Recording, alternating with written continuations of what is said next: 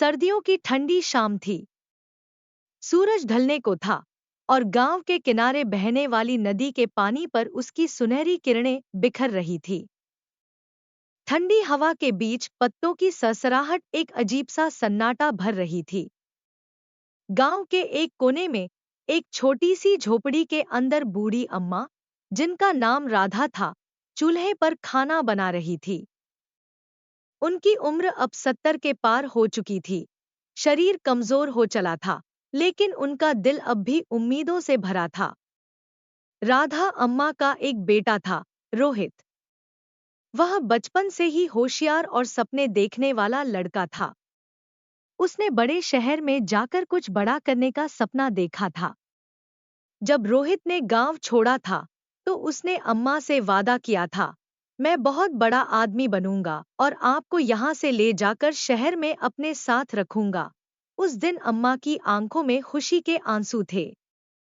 शुरुआत में रोहित ने हर महीने चिट्ठी लिखी।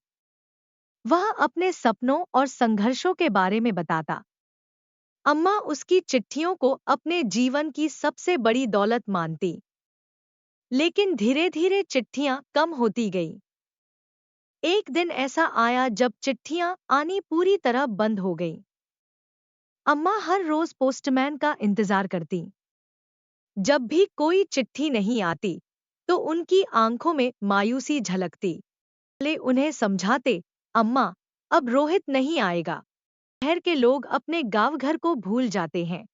उसे भूल जाओ। अम्मा हर बार मुस्कुराकर कहती, नहीं, मेरा बेटा मुझे भूल नहीं सकता। आएगा। ले गए। अम्मा के बाल पूरी तरह सफेद हो गए, शरीर झुक गया, लेकिन उनकी उम्मीदें वैसी ही बनी रहीं। एक दिन गांव में खबर आई कि शहर से एक बड़ा अधिकारी गांव का दौरा करने आ रहा है। गांव में हलचल मच गई। सबने सोचा, शायद गांव की किस्मत बदलने वाली है। अम्मा के दिल में भी एक अजीब सी हलचल थी।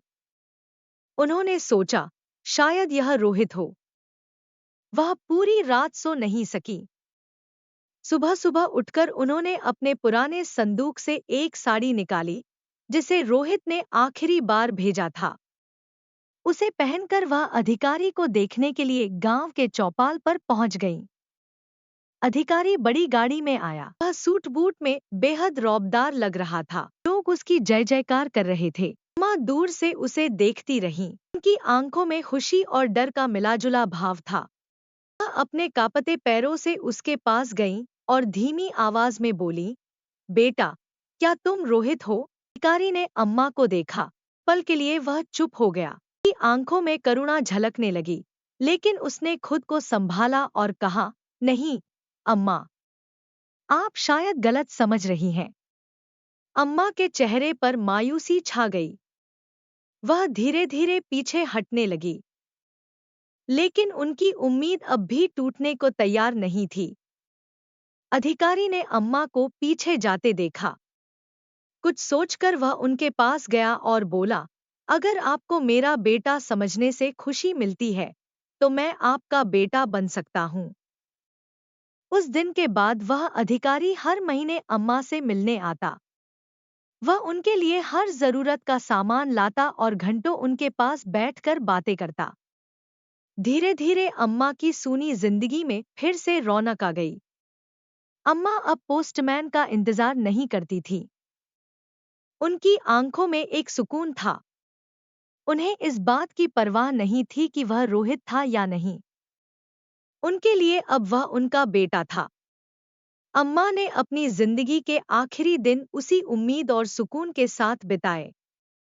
उनके जाने के बाद अधिकारी ने उनकी झोपड़ी को एक छोटी सी स्मारक में बदल दिया।